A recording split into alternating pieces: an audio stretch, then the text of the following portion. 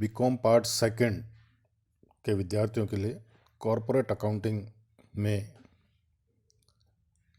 हमने जैसे कि पिछले वीडियो में लाभांश भुगतान के जो सामान्य नियम हैं, लाभांश संबंधी जो सामान्य नियम हैं उनका अध्ययन किया, जिसमें हमने विभाजन योग्य लाभों को ज्ञात करना, लाभों में से कुछ राशियों को माइनस करना, हटाना, साथ ही टैक्स की यानी लाभांश पर कर की गणना करना आदि से संबंधित जानकारी प्राप्त की। इसी से आगे आज हम लाभांश घोषणा व भुगतान, dividend declaration and payment topic पर अध्ययन करेंगे, जिसमें हम लाभांश की घोषणा और भुगतान का लेखा व्यवहार यानी उनकी accounting of declaration and payment of dividend किस प्रकार से किया जाता है, इसकी जानकारी भी हम प्राप्त करेंगे। तो जो आज का अपना टॉपिक है, लाभांश घोषणा व भुगतान। कंपनी के अंतिम खाते बनाते समय संचालकों द्वारा लाभों के नियोजन व लाभांश के भुगतान का प्रस्ताव रखा जाता है और इसके पश्चात कंपनी के अंतिम खातों का अंकेक्षण होता है। प्रत्येक अंशधारी को अंकेक्षित लाभ हानि खाता चिट्ठा अंकेक्षक का प्रतिवेदन जो है भेजा जाता है। इसके पश्चात अंशधारियों की एक साधारण सभा बुलाई जाती है। इस सभा में अंशधारी संचालकों के प्रस्ताव को स्वीकार करते हैं या रद्द कर देते हैं। एक बात और ध्यान रखें जो बहुत इंपॉर्टेंट है कि अंशधारियों को लाभांश की राशि में कमी का अधिकार तो है, किंतु वृद्धि का अधिकार नहीं है। यानी अंशधारी चाहें तो लाभांश की जो राशि है उसमें कमी कर सकते हैं, लेकिन वृद्धि नहीं कर सकते। अंशधारियों द्वारा लाभांश के प्रस्ताव को स्वीकार किए जाने के बाद कंपनी के संचालक मंडल को इसके भुगतान का प्रस्ताव स्वीकृति के 30 दिनों में हो जाना चाहिए और इसके लिए संचालक जो है 2 कार्य करते हैं या उनको करने पड़ते हैं। सबसे पहले कि किसी वाणिज्यिक बैंक में लाभांश के भुगतान हेतु एक खाता अलग से खोलना होगा, जिसका नाम डिविडेंड बैंक अकाउंट होगा। प्रत्येक अंशधारी के नाम से लाभांश अधिपत्र बनाना और उसे प्रेषित करना दूसरा प्रमुख कार्य है। और यदि लाभांश भुगतान में विलंब होता है तो संबंधित संचालक विलंब के लिए ब्याज देने हेतु व्यक्तिगत रूप से उत्तरदायी होगा। सामान्यतः लाभांश अधिपत्र लाभांश की घोषणा की तिथि के 30 दिन के लिए वैध होता है। इस अवधि के पश्चात बैंक इसका भुगतान नहीं करेगा और इस अवधि की समाप्ति के बाद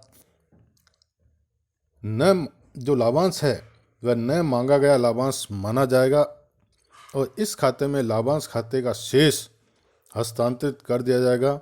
इस प्रकार डिविडेंड बैंक अकाउंट को बंद करके कंपनी के द्वारा अगले 7 दिनों के भीतर न मांगी गई राशि लाभांश की राशि को धारा 124 के अनुसार किसी अनुसूचित बैंक में एक नया बैंक खाता अनपेड डिविडेंड बैंक अकाउंट के नाम से खोलकर उसमें जमा कराया जाएगा।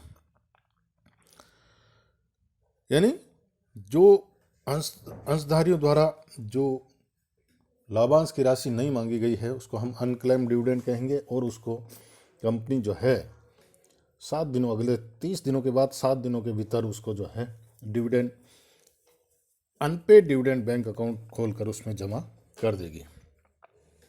वैध अवधि की समाप्ति के पश्चात कंपनी लाभांश अधिपत्र अंशधारी द्वारा मांग किए जाने पर जारी करेगी और ऐसा लाभांश स्वीकृति से 7 वर्ष तक करना होगा।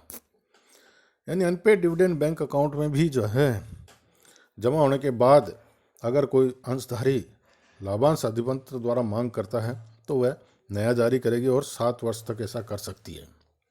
7 वर्ष की समाप्ति के पश्चात कंपनी लाभांश अधिपत्र जारी नहीं कर सकती।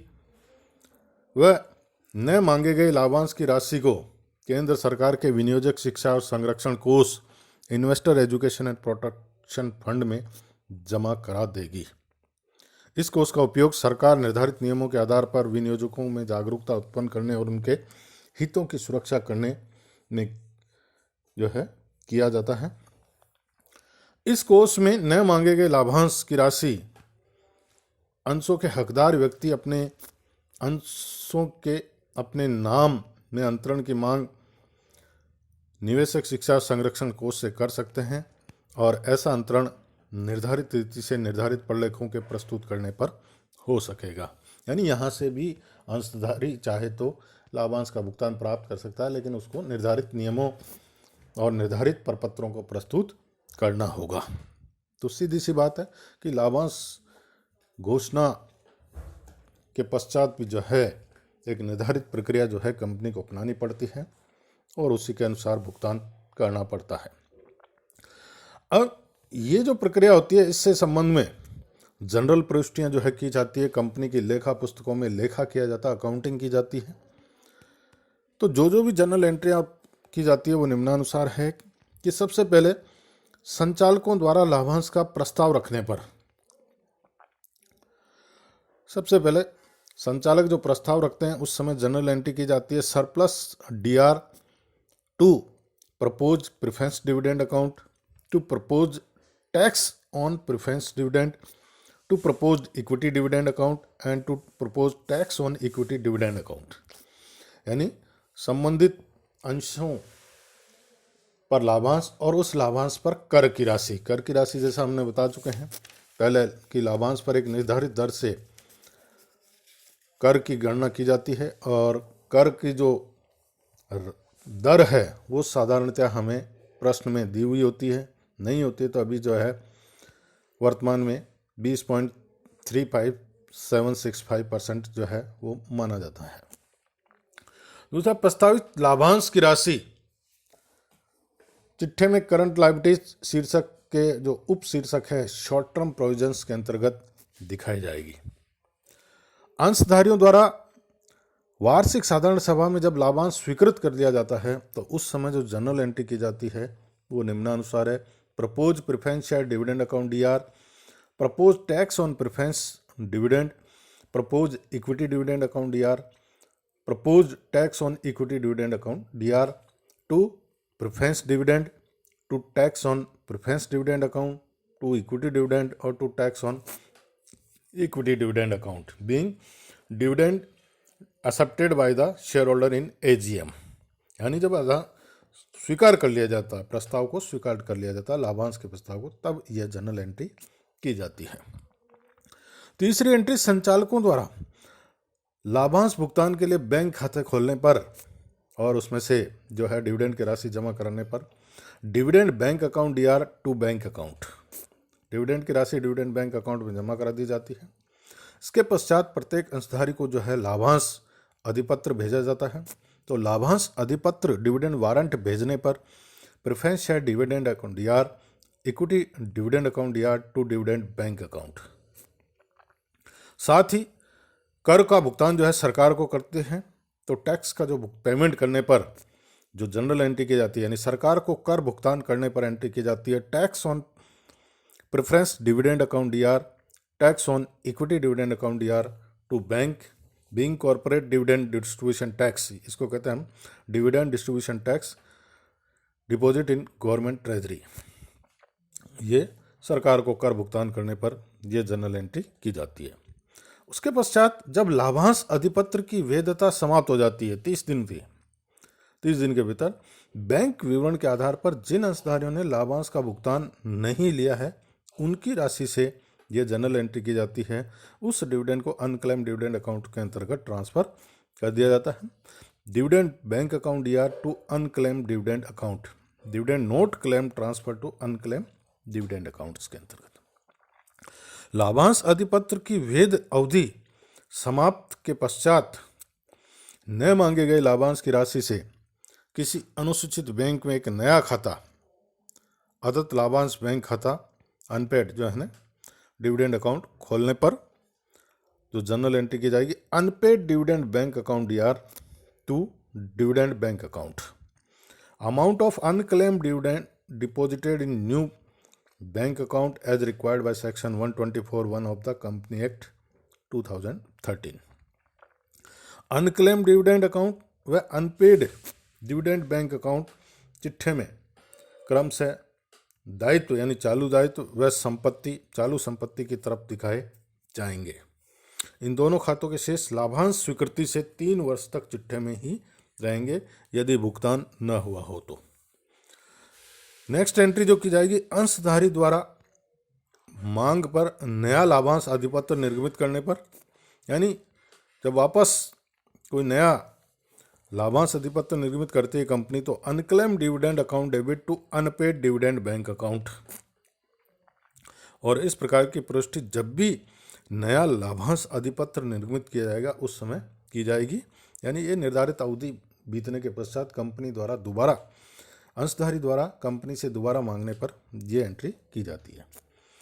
और उसके पश्चात लास्ट में जब 7 साल तक भी कोई अंशधारी अपने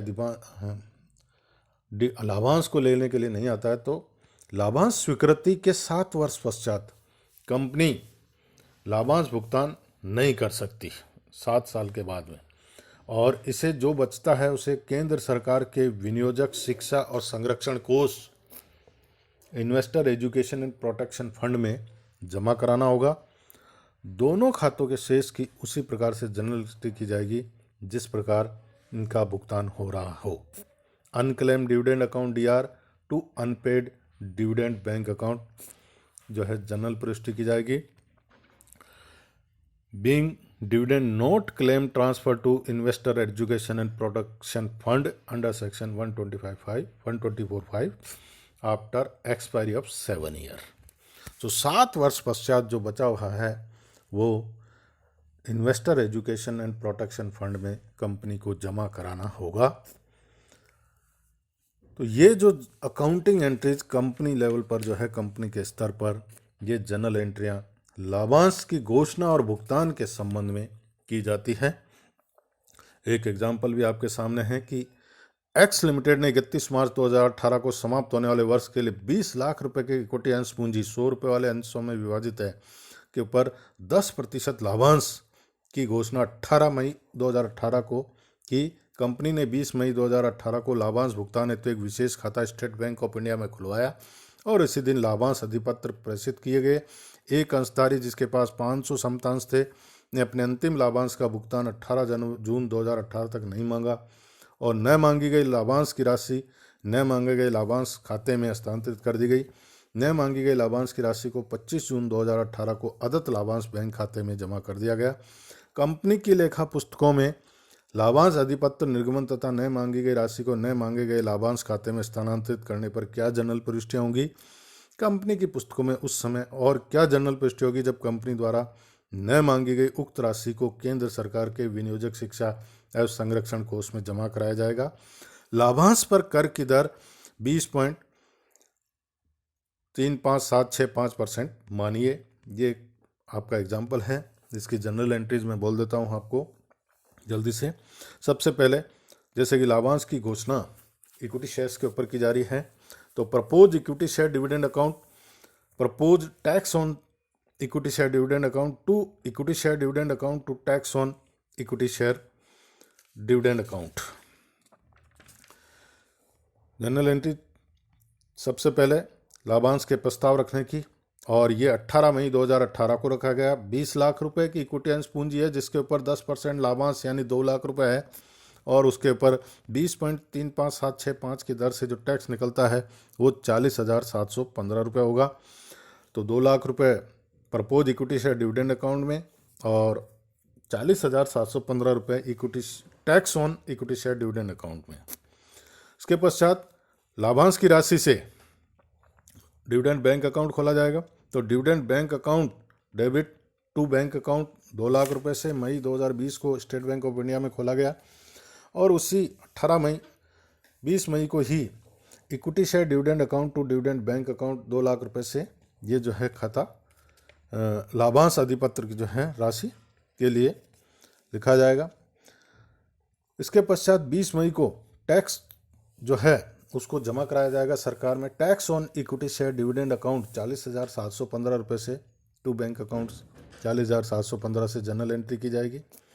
एक अंशधारी द्वारा जो है जिसके पास 500 समतांश थे, उसने निर्धारित समय तक भुगतान नहीं मांगा है, तो उसकी राशि को dividend bank account DR to unclaim dividend account 5,000 रुपये से जो है यह राशि अनक्लेम डिविडेंड अकाउंट में ट्रांसफ़र की जाएगी। इसके पश्चात जून 2025 तक भी जो है मांगा नहीं गया, तो unpaid dividend account DR to dividend bank account, और लास्ट में इस राशि को इन्वेस्टर प्रोटेक्शन फंड के अंतर्गत ट्रांसफर करने पर unclaim dividend to unpaid dividend account dividend bank account 7 साल बीतने के पश्चात यह राशि जो है विनियोजक सुरक्षा और कोष के अंतर्गत, शिक्षा और संरक्षण कोष के अंतर्गत हस्तांतरित की जाएगी। 5,000 रुपये से जनरल एंट्री की जाएगी। Unclaim dividend account debit to unpaid dividend bank account से यह राशि जनरल प्रविष्टि की जाएगी। तो इस प्रकार से